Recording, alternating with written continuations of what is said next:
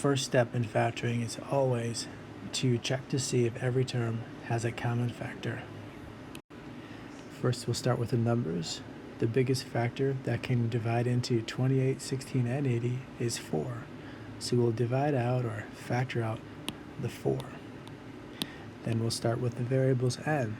Every term has some n's. So what's the most number of n factors that we can take away from everybody? We can't take away 4 factors of n from this term or this term. We can take 2 factors of n away from this term and this term and this term. So that is what we factor out. And then what remains? After you divide out, factor out 4n squared from this term, you're left with 7n squared. When you divide 4n squared from this term, you're left with 4n.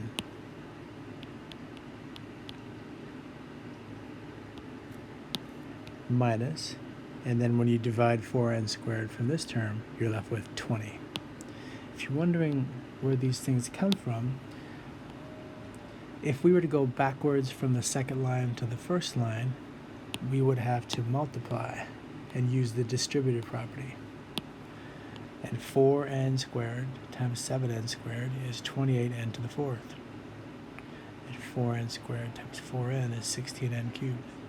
And 4n squared times 20 is 80n squared. Alright, so this expression's been factored, but it might not be factored completely because we might be able to factor this red trinomial. So remember that this will be a binomial, which means 2 terms, and this also will be a binomial. And the first term times the first term in this set of parentheses, and the first term in this set of parentheses, first times first will give us this first term. So that means we'll have a 7n and 1n. 7n times n is 7n squared. Now, for these boxes, which is the last term and the last term, when you multiply them, we'll get the last term.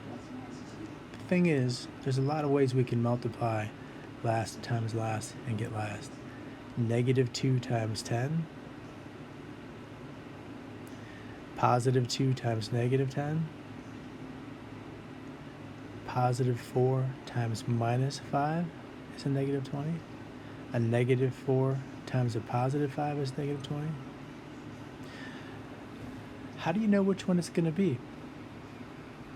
Well, whatever you put in there, when you multiply this number here by 7n and this number here by 1n, we're going to combine those, and together we should get 4n.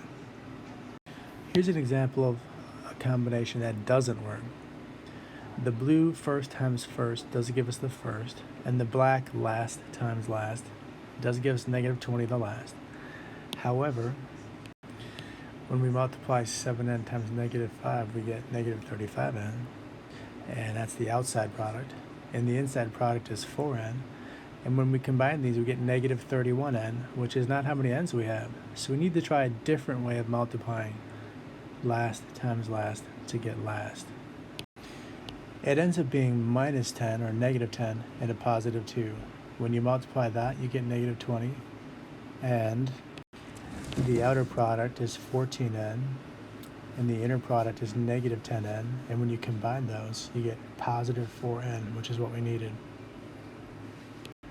So this is the final answer. We can't factor anything anymore. This is the answer factored completely. Alright, I'm going to quickly review some things you might have remembered from algebra class last year, depending on how your teacher taught you how to factor this red quadratic trinomial. Some teachers use this X model. I think Ms. Childs or Mr. Hagen calls it the X games. A times C is negative 140. Put that number on top. The B term we put on the bottom, just the coefficient 4. So we're looking for these two numbers, which multiply to give us negative 140, and which add to give us 4. These are the numbers we're looking for. 14 times negative 10 is negative 140. 14 plus negative 10 is 4. Now what do we do? Again, this depends on how your teacher taught it last year. Some teachers will use a box and they'll put this first term here and the last term down there. Then on the outside, these will get multiplied to give us what's in the box. So n times 7n is 7n squared. And what we put here and here have to multiply to give us negative 20, but we'll use our answers to the x model to put in these empty spaces.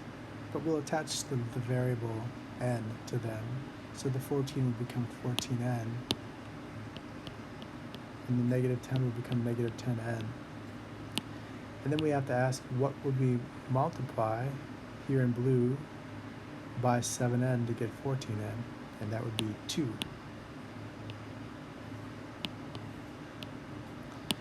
And then over here, n times this blank has to give us negative 10n. So n multiplied by negative 10.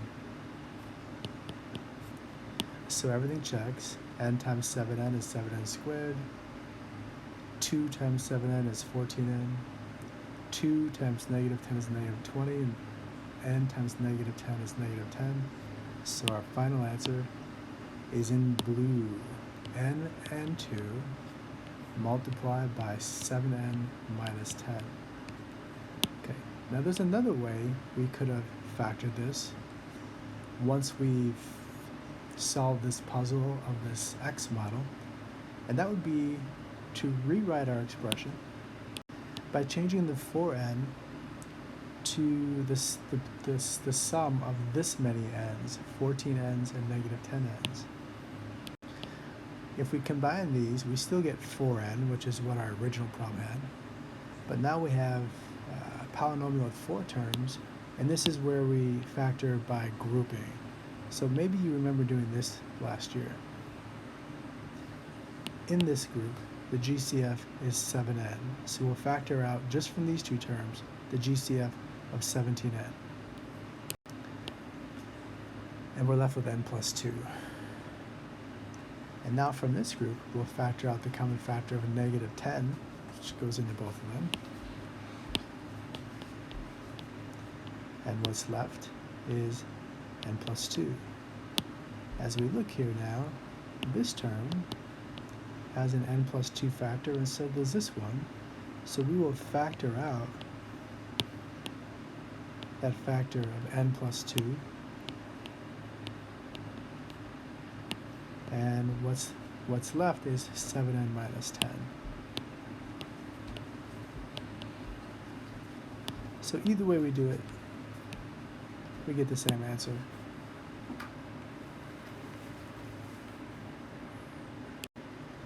But there are still other ways we can factor 7n squared plus 4n minus 20. There's the x model followed by this table. There's the x model followed by factored by grouping. And there's a couple of other ways. And maybe one makes the most sense to you. That's the one you should work with. Let me show you the other two ways quickly. You may remember the FOIL method.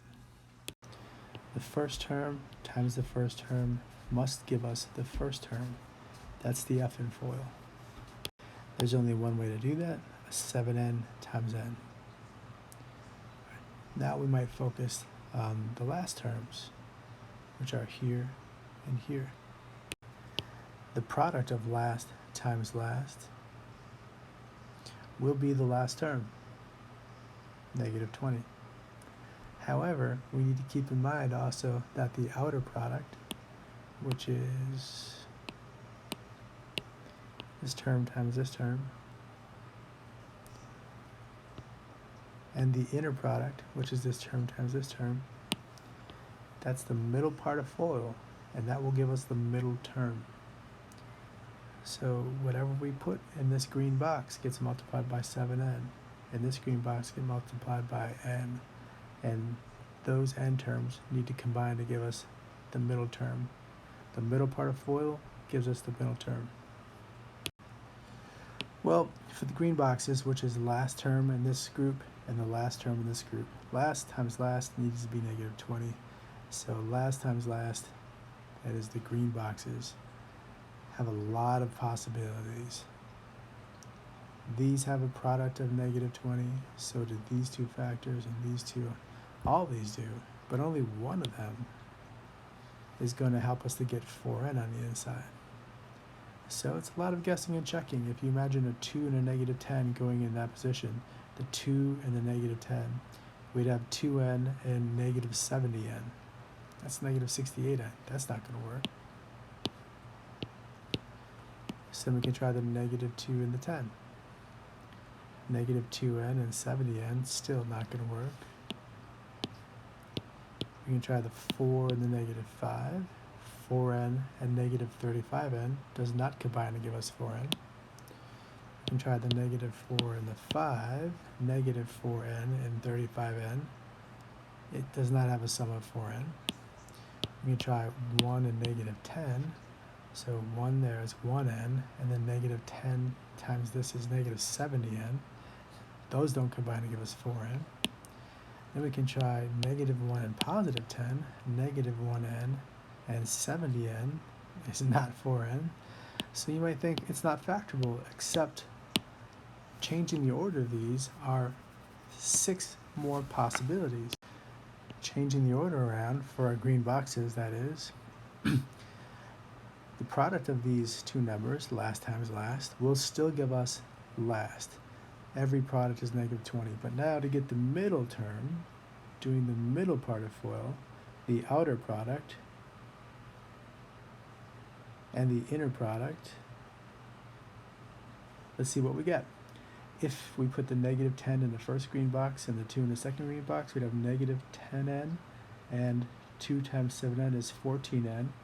Oh, there it is, negative 10n. If we put the negative 10 here, and if we put the positive 2 there, we'd have 14n.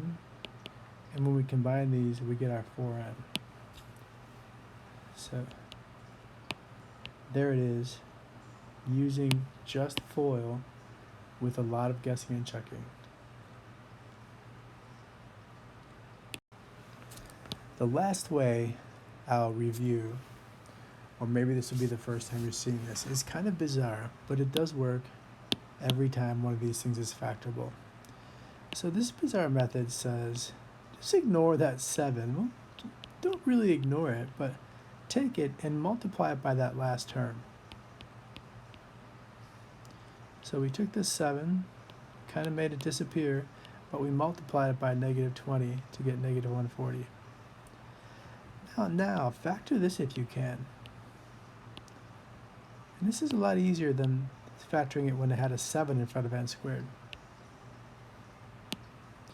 So we're back to, if you use the x method,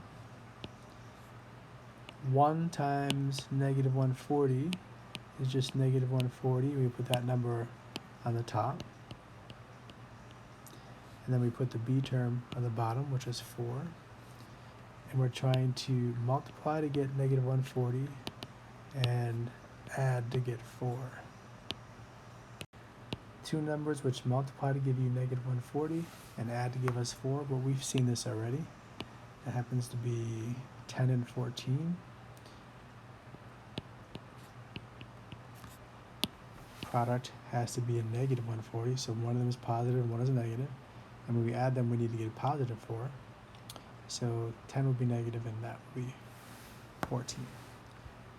And now at this stage, you can just put those numbers in. Positive 14 minus 10. But then this 7, which we just kind of made disappear, we're now going to divide that 7 just by the green parts. Simplify these fractions if we can. And this one doesn't simplify at all. And after you've simplified the fractions, take that denominator and just put it right there. So we get the same answer as before. but we've reduced the amount of guessing and checking.